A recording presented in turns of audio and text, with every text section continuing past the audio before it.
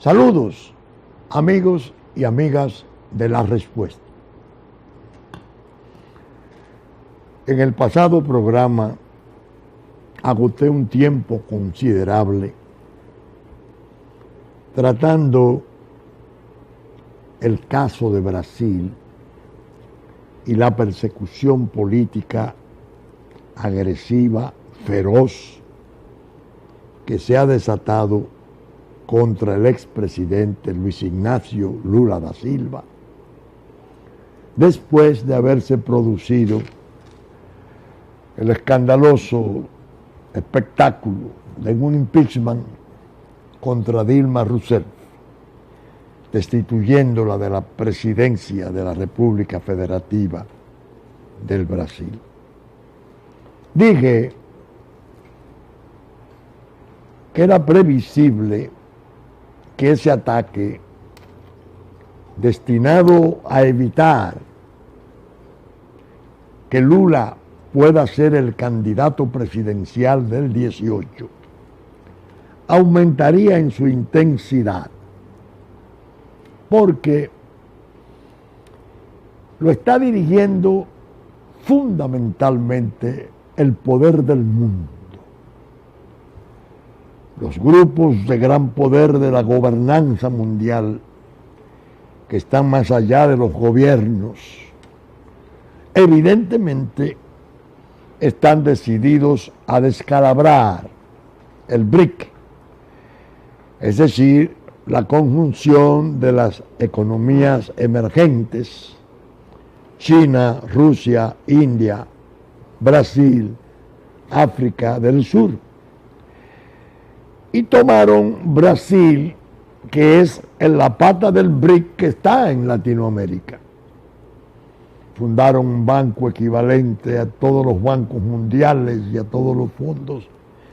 Y naturalmente está produciéndose la lucha por los espacios, que ha sido tan trágica para la humanidad en todos los tiempos.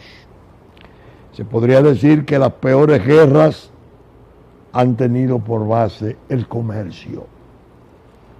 Esta está incluso, como explicaba en mi programa, descrita en obras importantes. Cité especialmente la guerra del siglo XXI del rector del Instituto Tecnológico de Massachusetts, Lester Thurow, que ya en la década de los 80 predecía cosas como esa. La idea es que en la semana, y eso me aumentó el compromiso, se produjeron dos apresamientos.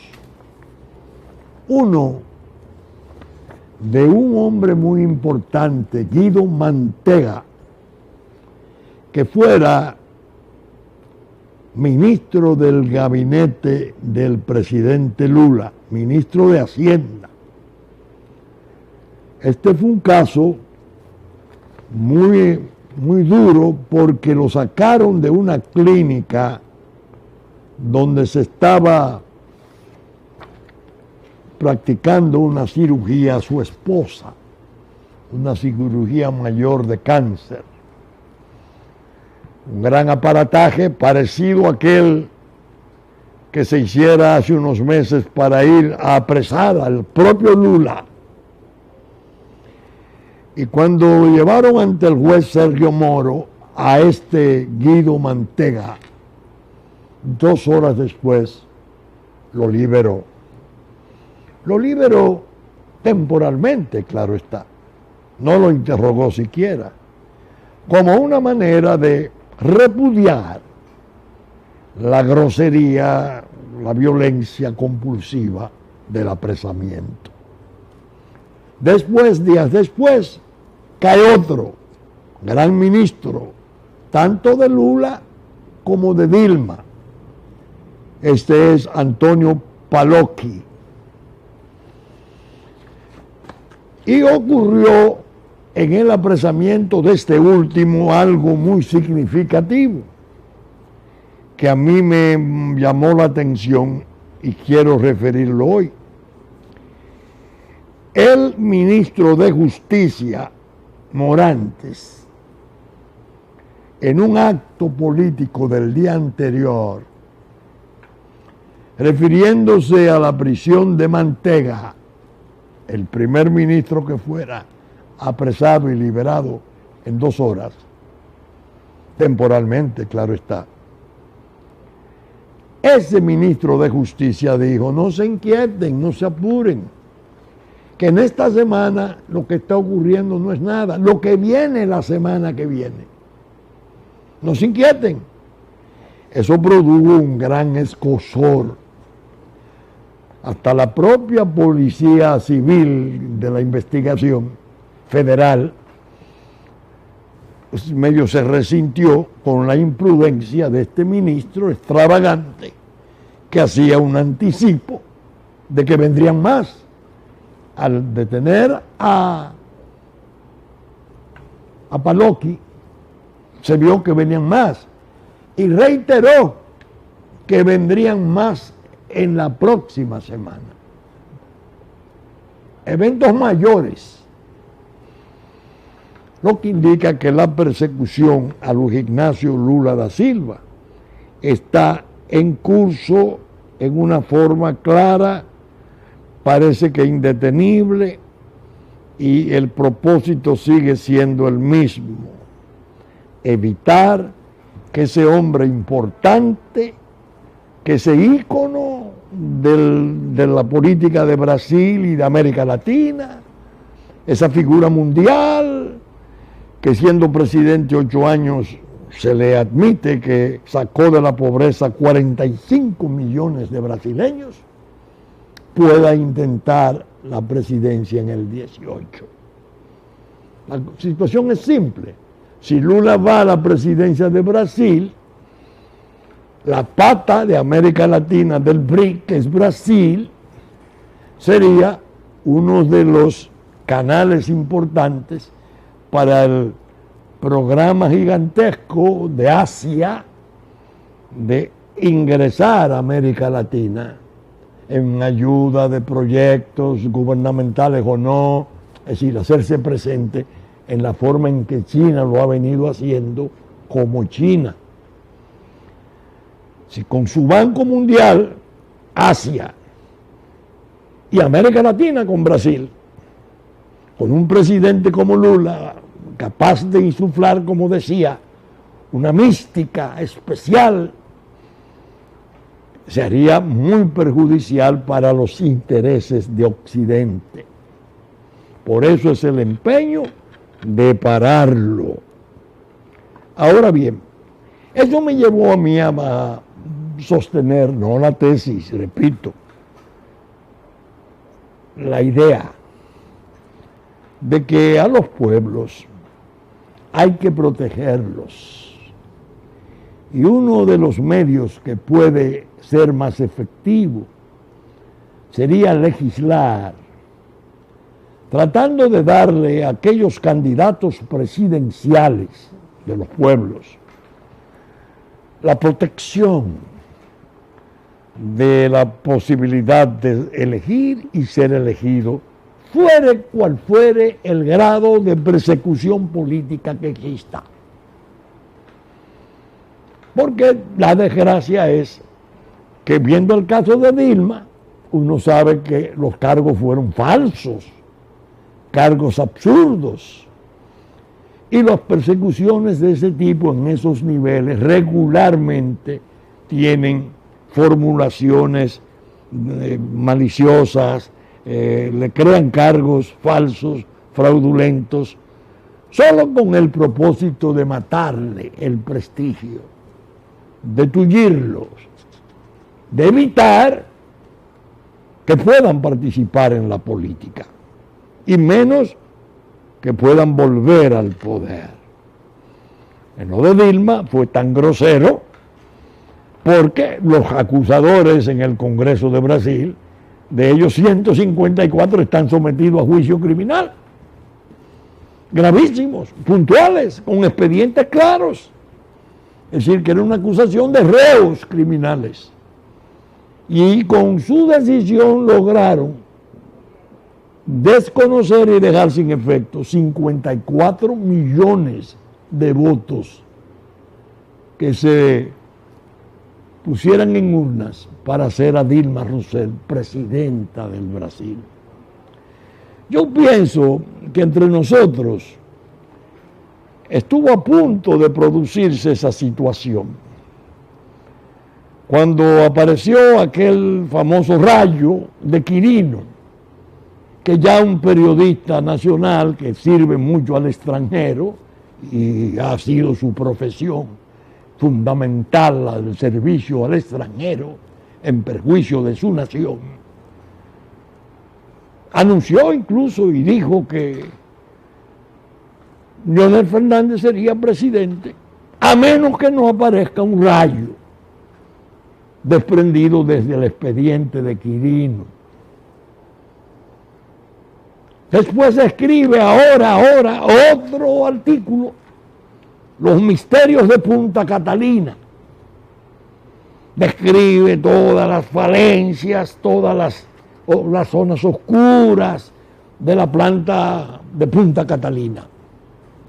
Pero termina diciendo, si no lo hacen, le refería al señor Bichara, aclarar todo cuanto ha pasado, que lo hemos tratado nosotros en una forma intensa en el programa. Habrá que confiar en que algún día nos llegue otro rayo de luz proveniente de Brasil, como el que disipa aún parcialmente el misterioso contrato de los aviones Tucanos, 21 veces menor como caso que el de Catalina. Este astrólogo, este predictor del tiempo político de la República Dominicana, que incluso fue felicitado por el expresidente Martelly de Haití, considerándolo el mejor amigo de Haití, ya no va al anunciar el nuevo rayo contra Leonel Fernández. Se lo está diciendo a Danilo Medina y al grupo de Danilo Medina que estuvo alrededor de la contratación de la planta de carbón. Son rayos anticipados por gente de la comunicación social. Bueno, el gobierno de Danilo lo consagró como Premio Nacional del Periodismo. Pero evidentemente sus lealtades andan por otros lados. Más que sus lealtades, sus deberes, cumplimiento de trabajo. Porque si se vuelve contra eso, correría peligro, porque ese es trabajo pagado y no realizado. Tiene que realizarse. De manera que aquí, como dije, tuvimos realmente algún esbozo de lo que es la situación de un candidato importante, Leonel Fernández. 3 idiomas, una cultura vastísima, unas relaciones internacionales increíbles, una importancia en el mundo, que quería volver a ser presidente. Ya los haitianos habían hecho circular una carta firmada por cerca de 80 representativos haitianos, entre los cuales había mucha gente abiertamente vinculada a la droga de gran calado, con académicos ausentes, claro está, que no viven en Haití, denunciando a ese hombre y diciéndole a ese hombre que se separara de nosotros, porque nosotros éramos una compañía peligrosa, porque él había desarrollado una política agresiva y desconsiderada frente a Haití, fruto de la mala compañía. Entonces vino la geopolítica y traen a un capo de la droga, y el capo de la droga es manejado de tal modo que crearon un monstruo comunicacional. Y la fábrica de fango actuó como nunca antes, en el tiempo que estaba Joao Santana aquí, que está preso precisamente en Brasil por estar en estas circunstancias, vinculados al expediente de Lava Jato, que es el que tiene preso a muchos ministros, incluso el que amenaza con procesar al propio presidente de hoy, Michel Temer. Oigan por dónde va el asunto. El propio presidente actual, que sustituyó a Dilma después de dirigir la traición, Eduardo da Cunha, va a ser posiblemente objeto de persecución con motivo del expediente de Lava Jato, es decir, todas las exacciones que se hicieron contra la inmensa compañía de Petrobras, que es la petrolera brasileña, que se estima que fueron unos 2.000 millones de dólares que la clase política de Brasil le salteó. De manera que el asunto está bien complicado. La resistencia a Michel Temer es dura, es una resistencia creciente. No ha podido legitimar mínimamente su régimen. Incluso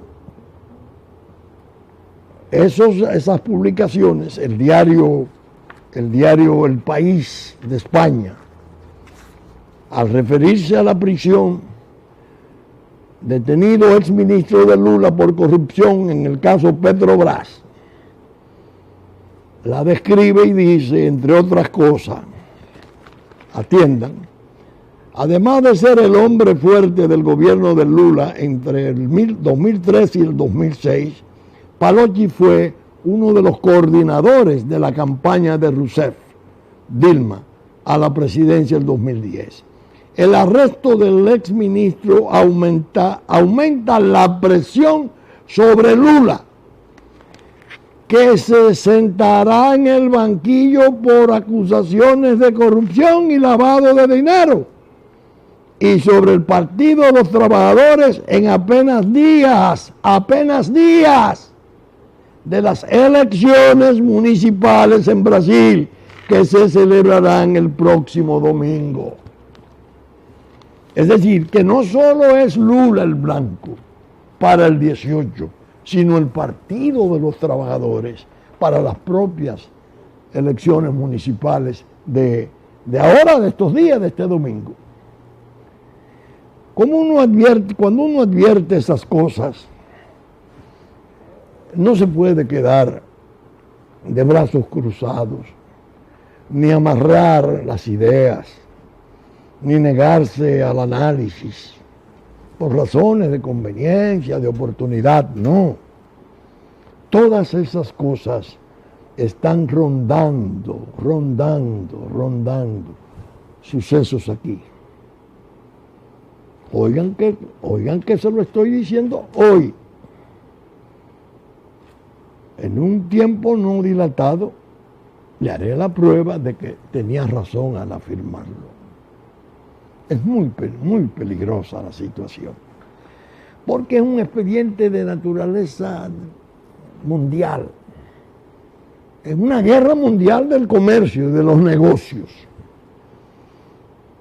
Los efectos colaterales mínimos que se puedan producir, por graves que fueran, serían mínimos en pequeños países donde se han producido operaciones que puedan ser objeto de tratamiento criminal como una cosa subalterna, secundaria, en relación a los procesos centrales contra las figuras centrales, en este caso Lula o Dilma.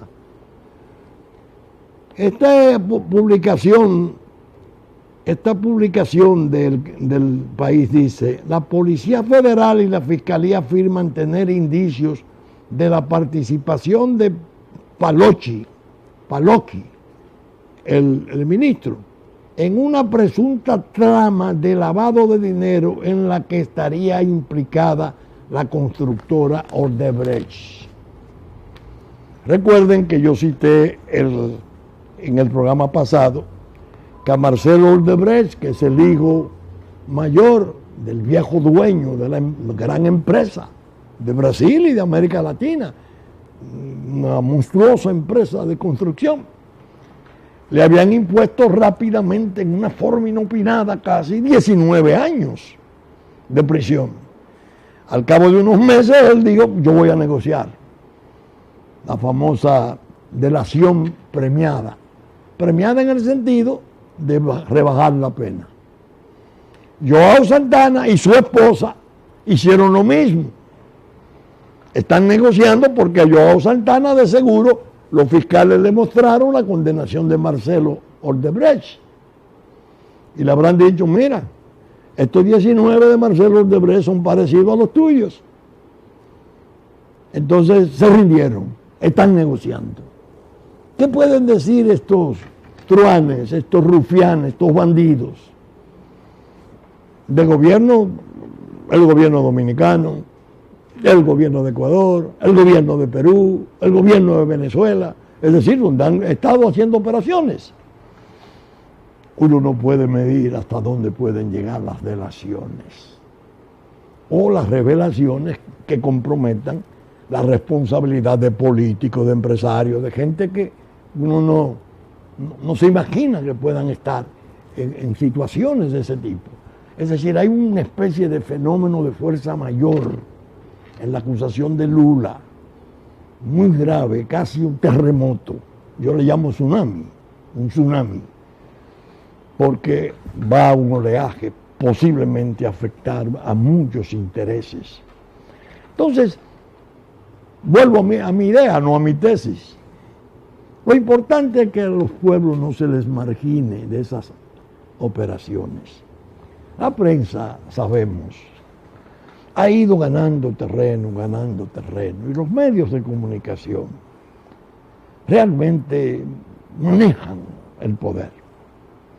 Los dueños de los intereses mundiales son los dueños de los medios de comunicación. La comunicación social en gran modo ha pasado a ser un instrumento de los intereses peores, de los grandes intereses del capital del mundo. A un candidato lo destruyen en una semana, le baja un rayo. A otro lo aúpan, si viene a servir sus intereses. Al otro lo aúpan a medias y le mantienen gente en su gobierno adentro, importante, decisiva, en capacidad de hacer casi un gobierno virtual, caso nuestro, y se le mantiene bajo una especie de soga rastro. Yo siempre cito, y es bueno recordarlo, aquel informe del Departamento de Estado inusual, inaudito, que hablaba de la falta de transparencia del despacho de la oficina presidencial. Y yo dije, señores, el Departamento de Estado nunca ha hecho eso. Cuando hablan de falta de transparencia, no señalan específicamente, y menos al presidente o a su despacho. ¿Qué hay en esto? Eso no pudo ser por un comentario de televisión, ni por un artículo periodístico. Los informes de los veedores que están al servicio del poder extranjero injerto en el gobierno nacional. Ataquen. ¿Por qué? Porque tienen otras cosas, la geopolítica, que alcanzar, que es la fusión en un estado binacional de los dos estados existentes en la isla de Santo Domingo, con una situación peligrosísima, que el del oeste está colapsado totalmente. Ahora van a intentar unas elecciones. Ahí ha aparecido Aristide con una serie de mujeres, de testaferras y cosas, candidatas, pero es un movimiento. Ya Chile, Uruguay, algunas de las naciones que tienen ejército en MINUSTAH dicen hasta marzo o abril y nos vamos. Es insostenible. ¿Qué está pasando? Va a acelerarse el proceso. En estos días Estados Unidos hablaba de comenzar a deportar haitianos, creo que 40,000. Ustedes saben la razón que se dio, que ya Haití está en condiciones de absorber a esa gente. Es decir, que Haití está en condiciones de normalidad y eficiencia tal que si le repatrian los desventurados que se han fugado y que han ido a parar allá, el Estado haitiano no va a sufrir nada. No, por Dios, una tomadura de pelo. Es aumentando la intensidad de la conflictividad en la isla, que es definitivamente lo que andan suscitando. Entonces, el asunto es bien complejo, pero hay que abordarlo. Nosotros lo hemos hecho. Y les voy a decir, algunos amigos me han dicho que hay lenguaraces. Y esa gente que está al servicio de las prebendas y de los encargos, la gente de la máquina de Fango, directa o indirecta, porque hay muchos que son de vestiduras celestiales, hacen frecuentes alusiones a nosotros, despectivas. Alusiones en cuanto a que nosotros, los castillos, como le llaman ellos, los bichos, somos unos oportunistas, una gente que intolerante, resabiosa, que se cree de una importancia que no tiene y que en el fondo ahora se demostró que no representan nada, que las elecciones fueron una muestra de que el país no le hace caso. Todo fue ordenado, eso se sabe, eso bajó una línea, era destruirnos. No nos destruyeron electoralmente, totalmente por obra de un milagro, la mano de Dios. Pudimos conservar una mínima pero muy digna representación municipal en el lejano sur nuestro, en Bauruco, en San Juan, en las Charcas. Me dice, ¿por qué usted no se refiere a esas cosas? Digo, porque no puedo responder a la máquina de Fango. Ellos buscan provocar a uno con esto. Sin embargo, debo decirte esto sobre el oportunismo. El 26 de julio del 14, 26 de julio del 14, el 28 de julio del 14 fue, yo le envié al señor presidente de la República una carta de 4 páginas, mediante la cual presentaba renuncia a las funciones que tenía en el Estado, en el gobierno. Tanto la dirección de ética como la condición de asesor de políticas antidroga. El presidente de la República no se dio por aludido, no respondió, no tomó decisiones, intervinieron amigos y nos quedamos haciendo lo que se llamó entonces luchar desde adentro, tratando de evitar que el presidente fuera conducido a los errores finales en que incurriera. Nosotros estábamos claramente de acuerdo con las posiciones brillantes que el presidente asumiera en La Habana. Estábamos solidarios con él, con las posiciones que asumiera en la Asamblea el 27 de febrero, en 27 de febrero, cuando hablaba de que una vez cumplido el fallo 168 y la Junta Electoral terminara la depuración, serían deportados, repatriados a todos los ilegales. Sin prórroga, lo decía bajo aplausos delirantes. Pero nos dábamos cuenta que la geopolítica tenía tomado todo el entramado del poder y que a la larga terminaría haciendo lo que hizo. De ahí pasó a la aventura tremenda de la reelección sin referéndum, que yo le advertí muchas veces de la necesidad del referendo consultivo para poder intentarla. Bueno, la posición nuestra fue limpia, fue seria, honrada, inaudita, si se quiere, porque aquí no se suele renunciar a los cargos, ni a los sueldos, ni a las ventajas del poder. A pesar de que en mi caso se da algo un tanto pintoresco.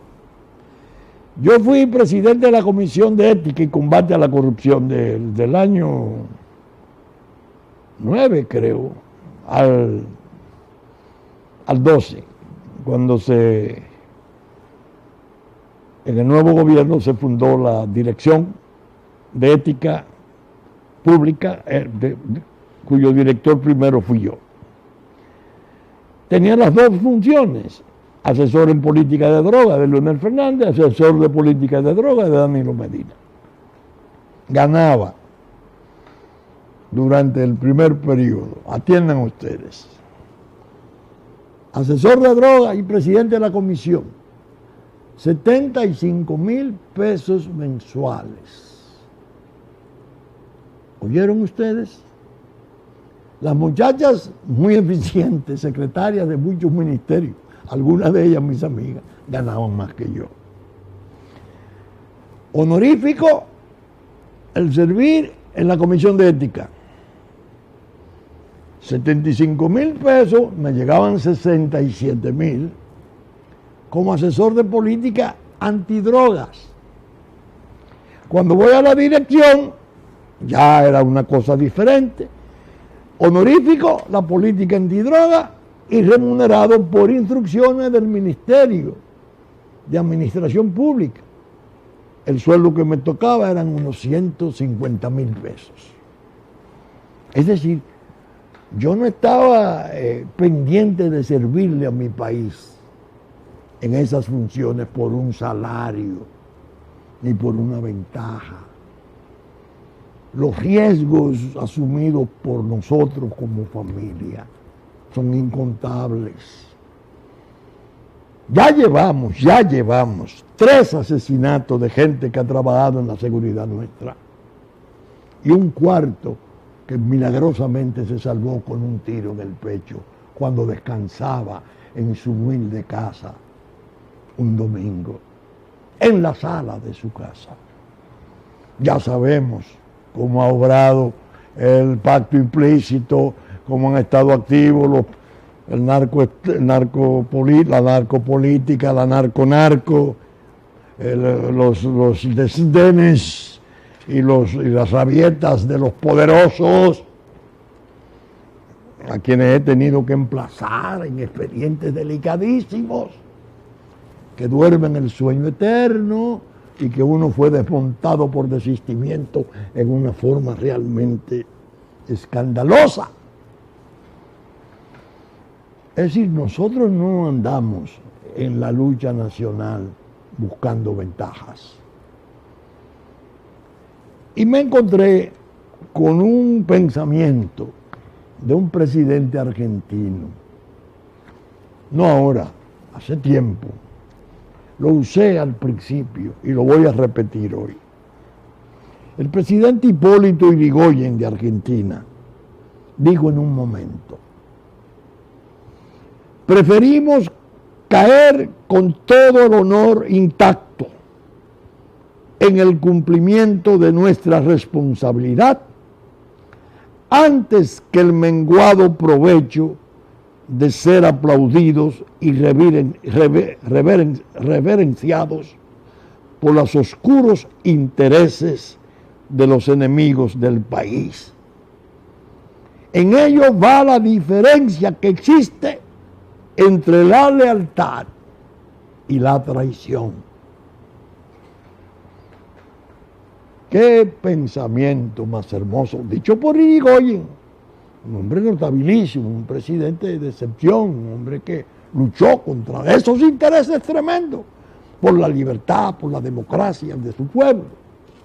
Fue el presidente de Argentina que le dio instrucciones al capitán de la Fuente del crucero 9 de julio, que había acompañado al crucero Uruguay a llevar el cadáver de Amado Nervo, el poeta inmenso de México, que había muerto siendo funcionario diplomático en el Uruguay. Le dieron instrucciones al barco argentino de pasar por Santo Domingo Y la instrucción dicen que la dio personalmente al comandante de la Fuente, ese presidente, y le dijo, en la bandera dominicana cuando llegue. Y así lo hizo. Y el pueblo se tiró a la calle y hubo júbilo. Y el pueblo dominicano oprimido, estoy hablando del año 20, cuando no se pensaba que era capaz de una manifestación de alegría y euforia de esa naturaleza, así lo hizo. Era un gesto inmenso del presidente argentino en estar la bandera dominicana con la salva de los 21 cañonazos cuando no estaba izada en ninguna parte de la República, porque estaba aplastada por la ocupación militar extranjera. Ese Irigoyen es el autor de ese pensamiento. Hermosísimo. Caer con el honor intacto. No buscar el aplauso ni la aprobación de los enemigos del pueblo. Esa causa está ahí. No hay manera de sepultarla. Está dormida aparentemente. Solo descansa. Como dijera el orador de Cham, recibiendo Máximo Gómez en la ría de Rosama, la epopeya no había muerto, tan solo había reclinado su cabeza sobre las cumbres nevadas de los Andes. A Máximo Gómez, que venía de trabajar en la independencia y la libertad de Cuba, hecho glorificado, hecho un prócer, casi en los niveles de sus próceres mayores. Le hacía la rememoración de Bolívar. Tan solo tenía la cabeza reclinada sobre la cumbre nevada de los Andes. Se puede decir, el pueblo dominicano aparece a veces como apático, como indiferente. No le importa. Los que lo están traicionando y están conspirando y conjurando todos los peores caminos para él, están contentos porque entienden que eso es así. Se olvidan de la índole del pueblo nuestro. Despertará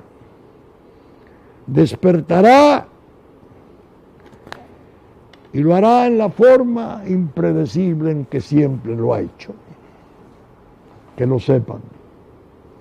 Y nosotros, lo que hemos estado previniendo, advirtiendo, alentando, sabemos que esa hora, una vez llegue, puede ser barrida por la brutalidad de la geopolítica, aplastada, pero difícil de mantener el aplastamiento, porque este pueblo es rebelde, ha luchado contra todas las potencias a través de la historia. Luchó contra Francia, luchó contra España, resistió incluso la presencia norteamericana en la medida que le fue dable y posible, con la opinión mundial en su favor. Pero, naturalmente, sería sencillo y hasta ingenuo plantear las cosas así. El poder de la geopolítica es considerable, es enorme. Esta es regional, fincada en la isla de Santo Domingo, pero la geopolítica es mundial. Ya vemos cómo anda la guerra, cómo se está dirigiendo todo a escala mundial. Comienza la tormenta institucional. Se van las altas cortes. Andan buscando, he dicho, los pajes asalariados, la gente a su servicio, para poder conseguir aquí la complicidad en el orden jurídico. Que aparezcan todas las abdicaciones, todos los aplastamientos refrendados por un estado de pseudo legalidad, engendrado por sus pajes, Ustedes verán, ya vino Amnistía Internacional, claro está. ¿Volverá Almagro? Claro está. ¿Volverá Biden? Si le da tiempo, porque está terminando su mandato. Vendría. ¿Volverá Kerry? Volverá Kerry. ¿Volverá Ban Ki-moon? Volverá Ban Ki-moon. Le echaron el poder del mundo arriba al país, con la complicidad interna. Y desgraciadamente no fue posible resistirlo. Sucumbieron. Y eso está ahí como peligro nacional. Ahora se da el caso interesantísimo. Yo diría que yo no puedo afirmar nunca visto, porque eso es muy enfático. Las elecciones norteamericanas. Vimos el debate. En realidad sentimos lástima porque no tuvo nivel. Ambos incurrieron en una especie de reyerta callejera. Ambos se amenazaron.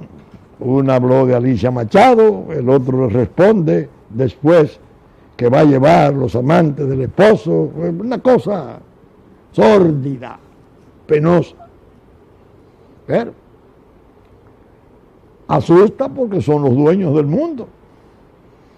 Y es una nación que ha sabido tener liderazgos esclarecidos, de escala mundial. Es decir, es una Casa Blanca donde ha habido un Roosevelt.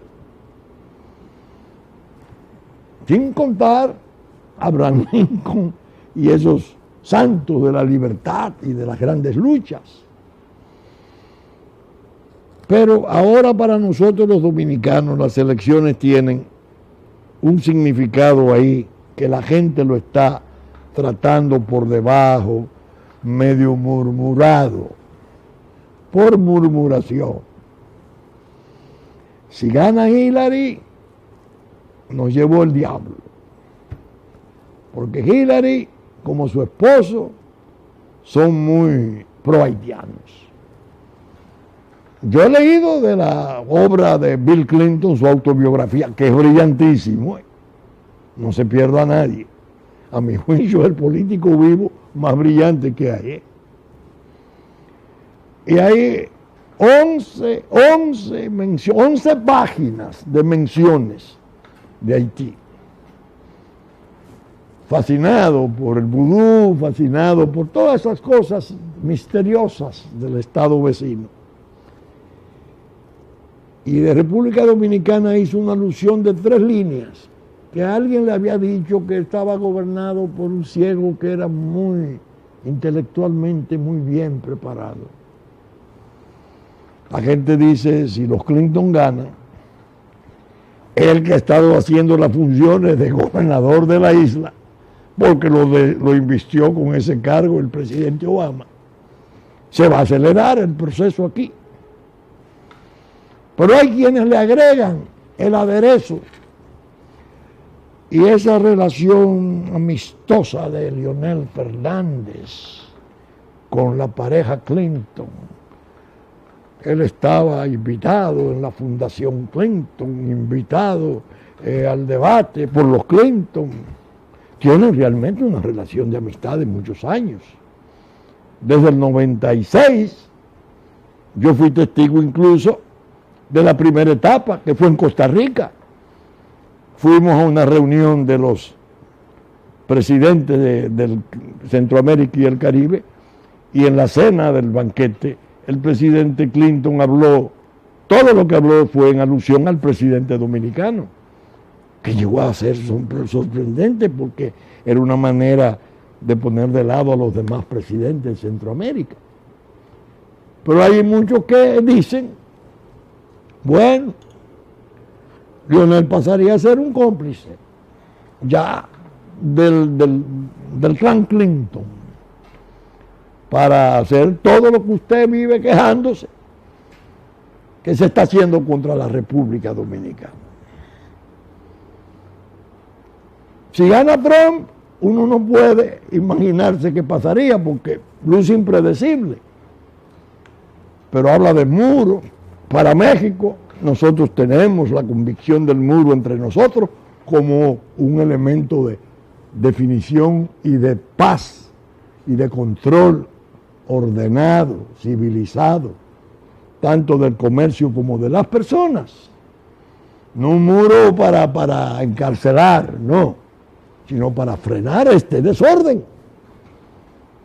Podría tal vez tener afinidad con las posiciones suyas. Yo digo, bueno, yo no voy a predecir al señor Trump. El señor Trump es muy impulsivo, muy sincero, habla con una franqueza que asombra, a veces agresiva. Pero yo, en cuanto a la amistad de Leonel Fernández con los Clinton, lejos de apenarme, me interesa. ¿Por qué? Porque los Clinton han estado viniendo a República Dominicana y algunos de sus comensales en las cenas de Punta Cana y esas cosas son gente que está en negocios importantes en el país. Las que están detrás de la frontera catastral del binacional, el binacional como un paso previo al binacional. La gente en la energía eléctrica. Yo no veo que ellos se reúnen con Leonel Fernández cuando vienen. Ellos vienen y hacen sus cenas y hacen sus encuentros con los González Bonster y esa gente. Esa sí es una compañía peligrosa para los Clinton. Van a cometer errores con la República Dominicana. Peores que los que se han cometido. Tal vez sea interesante que sea un amigo de la República Dominicana, que pueda ser el presidente amigo, que logre en base a esa amistad a convencer y disuadir las partes más agresivas de ese plan para que todo se haga de un modo diferente. Fíjense que es una idea, no es una idea, es una convicción. Leonel Fernández tiene el sentido de la historia. Yo vivo resabiando con él, porque he dicho que él es el más preparado intelectualmente, el mejor relacionado, el que más puede hacer en defensa de su país. Y por estar atendiendo a la chismografía de su partido, ha desatendido la defensa de su país, que lo ha hecho 3 veces presidente, con una puntuación inmensa. Pero la situación es novedosa. Vienen los Clinton, bueno, viene el 20. Leonel Fernández intenta volver. Vuelven a hacer diabluras la máquina de fango, no sé qué otro capo pueden sacar, o quizás al mismo, tratando de evitarlo. Pero creo incluso que podrían tratar de evitar a uno y a otro, porque en el fondo uno de los blancos podría ser el propio partido de Juan Bosch, para que salgan definitivamente de poder. Estoy hablando del 20. Y si gana dentro y gana fuera, la relación estrecha que ha tenido con los Clinton sería un factor favorable o sería un elemento de peligro para la República. Yo entiendo que puede ser favorable, porque es el que puede hablar mejor frente a la proa dura, fuerte de la geopolítica oprimente, y el que puede hacer los convencimientos de que ese no es el camino, que el camino es buscar soluciones sensacionales que no se han intentado realmente para Haití, en Haití. Los aparatos que se hicieron de ayuda de ONG internacionales correspondían casi a una supuesta misericordia internacional con motivo del terremoto. Pero no se ha propuesto un plan casi equivalente a un fideicomiso para hacerle la carretera, hacerle los suelos, prepararle el riego, hacerle los hospitales, entrenarle. Lo puede hacer el poder del mundo. Que llegó a ofrecer 10.000 millones, pero que todo era en el fondo una engañifa y una falsedad, apuntando en que no había a quien entregarle los recursos, porque si le entregan los recursos se los cogen. Entonces, tener un presidente eventualmente que pueda hablar en la intimidad con amigos viejos sobre la realidad nacional, yo no lo veo como algo de peligro. Podría ser quizás uno de sus atractivos. Como ustedes comprenderán, yo utilicé esta última parte del programa porque me siento todavía en la arena de las conjeturas, en la arena de las visiones. ¿Qué puede ocurrir? Pero están ahí, son factores reales de poder. Las elecciones son dentro de 40 días o menos en Estados Unidos. Ahora, como digo una cosa, digo la otra. Si Trump viene, ¿quién puede predecir las reacciones de Trump? Por eso esto es algo complejo, muy difícil de desentrañar. Y hay tantas pasiones y tantas maldades, tantos puñales debajo de las mangas, que el tiempo es peligroso. Pero cierro el programa con mi expresión de fe de siempre. Dios está con nosotros. No debemos temer. No nos ha fallado nunca. Saben ustedes que estamos saliendo por Super Canal 33, 3 del cable, domingo a las 11 de la mañana, nuestra versión central. Que ya nos anticiparon en Puerto Plata, Mozavisión, TV3, TV Plata, de 10 de la mañana a 12 del mediodía. Telefuturo, Canal 23, a las 8 de la mañana de domingo. Teleimpacto, 12 del mediodía de domingo, 9 de la noche de domingo, 9 de la noche de lunes. Telenor, 12 de la noche de domingo, 12 del mediodía, perdón, de domingo, 6 de la tarde de domingo. Cinevisión, Canal 29, 2 de la tarde de domingo. TDI, Canal 51, 7 de la noche de domingo. Saben además que nuestros contenidos son recogidos por Diario Horizonte de New York, Diario Digital Dominicano, la radiodifusión a cargo de Radio Real de La Vega en la versión central, Hit 92 a las 9 de la mañana de domingo para el sur de la República, y los canales amigos de Sabaneta, Montecristi, Güey, Romana, que reproducen nuestros contenidos en los momentos que creen oportunos. Con la gracia de Dios esperamos estar con ustedes en la entrega de una nueva respuesta el próximo fin de semana. Muchas gracias y hasta entonces.